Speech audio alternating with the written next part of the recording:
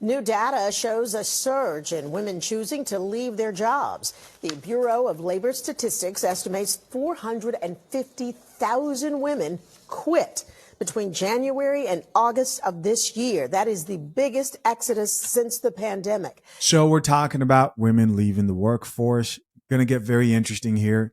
Keep watching. Experts say increasingly expensive childcare is helping to drive the trend. And if women continue to leave at this rate, the country's economic growth could slow down dramatically. Before we check out the next comments, let's read a few here. It says, y'all want us to have kids and work. Nah, pick one. Another person here added, I'm done working. I want a soft life. There's another group of women I'm going to hone in on here.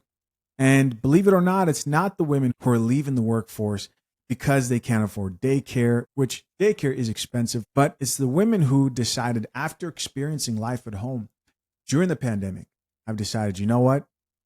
I have a husband or I have means to kind of cut back. A lot of them are married and decided that they wanted to spend more time at home with their children, with their family. Check out the rest of these comments. This female commentator says, let's keep it up, ladies. Somebody else who says, yep, I just quit. I hate working. I don't care. And the question here is why? Why do you see more women complaining about working than you see men? Could it be that pressure was made for shoulders and not hips? Shout out to KS. I'm also reminded of something Jordan Peterson once said about men and work. Check it out. A handful of hyper-competitive men who are obsessed with hitting the pinnacle of the given dominance hierarchy they're in will happily work 80 hours a week, and they'll forego everything else. Relationships, family, children, way in the second category. And so those men are often very difficult to live with too, because they're so obsessed with their career. It's hard to have a relationship with them. And maybe they don't have much of a relationship with their kids, but they're damn good at what they do. And part of that is they're smart and disciplined, and they'll work nonstop all the time. It's like an obsession. And that's the sort of people who run things. A handful. So he was talking about a handful of competitive men. Why does that matter? Well, I think this points to why women, when it comes to thinking about their career, thinking about what they're willing to sacrifice, realize that they're dealing with men who have an almost scary level of competition. And a lot of them do end up realizing that in order to reach the heights that they may have set for themselves, then they might have to give up on other dreams, like potentially having children, so on and so forth. But just the social aspect that's compromised is enough to drive someone who's not ready for that insane. Staggering numbers have been released surrounding Black women in the labor force. A new report shows more than 300,000 Black women have left the workforce in just the last several months. That's according to the U.S. Bureau of Labor Statistics. Joining me now is gender economist Katika Roy to break this all down and why they're leaving. Katika, thank you so much for being with us. You recently wrote an article where you say that this isn't happening by accident. Why do you think it is happening? This is happening because of cuts to public sector positions. So if you look at the federal labor force, Black women make up just over 12% of the federal labor force. It's about double their representation in the labor force overall. And when you have targeted cuts up to 50% in organizations such as the Department of Education and HHS, you're not just trimming the fat, you're actually cutting the economic backbone for Black women. Wow. And so what are some of the spillover effects from all of this? Well, one of the things that we know is that there is a connection between women's labor force participation and GDP. So just Black women's labor force participation has dropped by just over 2% in the last 3 months. And that has sucked over $37 billion out of U.S. GDP. So this is the economic cost of gender policy ignorance. Hey, maybe men will now be getting paid more as women continue to exit the workforce, and now you can get your provider men. Just a thought. I know, a triggering one. But that's not what we're here to talk about. Real quick, shout out to the sponsor of this channel, fathershaverights.com. Here is the truth. A prenup is not about lacking love or trust. It's about being brave enough to have honest conversations. It's about being bold enough to protect your family's future. Engaged or soon to be married men, the The divorce industry profits when you enter marriage blindly. Real love is sitting down and writing your own rules instead of leaving it up to strangers, the state, the government. Soon to be married men, it's not too late to secure your future marriage. Click the link pinned to the top of the comment section and join the hundreds of men securing their future marriages the right way. What I'd like to move on to here is this video titled Why Successful Women Are Quitting Their Jobs. But this is a different perspective, more focused on women who are successful, most of them married, and are choosing to stay at home more once getting a taste of the workforce. They're saying, you know what? I'm not a strong, independent, ladder career climbing woman. I think I like being at home. Let's check it out. As a new mom at the start of the pandemic, I was writing as a business reporter about the high numbers of women who were being forced out of the workforce, millions of them. And I thought to myself, well, this is interesting. And so as a purely data-driven question, I wondered how many women in those millions of women being quote unquote forced out were actually making a conscious choice because they suddenly were in a position where they were being exposed to what life might be like being home with their kids. This was a story about a very specific subgenre of women deciding to step away. There has been an uptick since the pandemic in women identifying as stay-at-home moms, in the number of women identifying as working part-time from home. Female leaders, mothers and non-mothers, were leaving their companies at sort of record rates. So all of the sort of post-pandemic data was bearing out this idea that all of the flexibility, the remote work, people moving away, having more time with your kids, all of it kind of came together in this stew to have, you know, I would say all of us, and especially women, sort of recalibrate our priorities. Izzy, thank you so much for joining us. I have to confess, as the mother of 4 children who has juggled careers for the last however many years, this is a subject that is dear to my own heart. You have spoken to women who were doing well professionally, who were kind of thriving professionally, but still made the decision to step away. What did you hear from them about why they were making that decision and why now? These were women who were making an affirmative choice for themselves, right?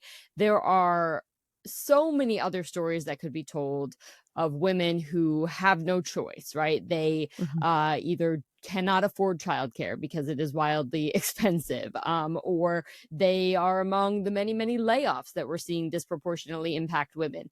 This was not that story. This was a story about women who had reached a certain level of success in their careers and looked around and said, I actually can do this and I want to do this. I want to step away to spend time with my child. I want to step away to start my own consultancy and be my own boss. These were women who were making very conscious choices for themselves. And I think bucking the narrative that when women leave the workforce, it is always something that happens to them. So when I started researching the whole issue, I think that's really important too, because the media would love to paint it like, look what they're doing to women. They don't want to be at home taking care of their kids or with their husbands. No, they want to be out in the workforce. And while I think a good percentage definitely do want that, they are a lot of women who are just deciding to stay home as well. of women in business back in 2008, I remember coming across a study showing that there were more professional women leaving the workforce than there were joining it for the first time in American history. And I was wondering, when I read your piece, part of me kind of thought, oh God, here we go again. This is just a kind of cyclical thing where every sort of 10, 15 years, women decide, okay, we've had enough. We stick it out. We try and make it work. We can't make it work. We're one Sunday evening's tears away from quitting. And so we're taking preemptive action and leaving on our own terms. Does it suggest that we just, however long it takes, we just can't get this right? We can't get the I hate the word work-life balance, but we can't figure out how to allow professional women to work and have children at the same time in a way that is satisfying and harmonious for everybody. Yeah, I think there's absolutely something to that. Though I will go back to the point that, you know, for a lot of these women, it wasn't necessarily that they didn't feel like they could make it work, right? I spoke with a woman who said, you know, if there is such a thing as having it all, I had it. I spoke with another woman who... I like that she said that, because my immediate thought was, you're asking, can you set things up so that women have it all? That's what that question sounded like to me. And she responded back very sharply and strategically with, if there's such a thing, as having it all. I had it. I had the great career and the good home, and I chose to go home. You know, she had the means to have nannies, and people would say, well, just get another nanny. And it will always stick with me. She said, I don't want another nanny. I want my moments, right? There is no there is no work-life balance that is going to give you all of your time with your kids, if that's what you want. And some of these women, to be honest with you, in my story, are not mothers. They were leaving the workforce for other things. They were leaving for other priorities. Did any of them feel complicated about it, particularly given this moment that we're in where, you know, we're hearing more about the trad wife aesthetic? There's a push against DEI initiatives. Did any of them feel that actually this, for them personally, this was the right time to step back or step away from a career or dial down, but that for women writ large, being on the kind of front lines of the work struggle, that makes it sound like something nobody wants to do, so I totally sympathize with them, but that being on the front lines was actually the place they were needed? Yes, I would say this was a complicated decision for all of these women to make, and they all wrestled with exactly that. And I think particularly women of color, and so that I would say is something that weighed on all of them. And what they had to sort of wrestle with was, you know, how much of my life and my happiness do I sacrifice for sort of this larger cause, to which I have contributed for many years, versus how much do I, you know, based on all of that work I've done, get to sort of enjoy the fruits of my labor. But notice how there are no huge, significant masses of men exiting the workforce. Could it be that men and women are different? Did any of them say that the men in their lives, if they had men in their lives, felt a similar urge Good that question. they too Good would have timing. liked to have stepped back? Or did you think this is a kind of uniquely female and often maternal thing that's going on? I mean, I'm wondering if at the root of some of this, not to get too meta about it, is that if we as a society valued that action of caregiving, whether it's children or elder parents or communities or whatever it is, more, would men feel that they wanted to take part in it more, and we'd get round some of this problem of women still doing the lion's share of housework and child raising? Sure. So I would say that's a great question. Among the women I spoke with, most were married, not all were. I think that's actually a misconception. Since the story came out, a lot of people have said, oh, they could only do this because their husbands make all the money. And for one of the women, she's not married. And for another woman I spoke with, she told me straight up, like, I am the primary breadwinner. So this was a conversation between us, but it was not something that I was able to do because my husband was providing for me. But don't forget that she did say most were married, and it would make it easier knowing that there's a second income in the household. Doesn't have to be a man that's paying all the bills. You're just going to have to realize that you may have to sacrifice a bit of lifestyle. And this also points to the power of being a wife, being able to cooperate with the man, the importance of marriage, and how you can make these type of pivots. There are women right now who can never retire, never stop working, because they can't cut back on hours or stop working completely. To your question of, do men want to do this as well? I didn't get the sense from any of the women who are married or partnered that this was something that their husbands were desiring. But the data does suggest that men are feeling this urge as well.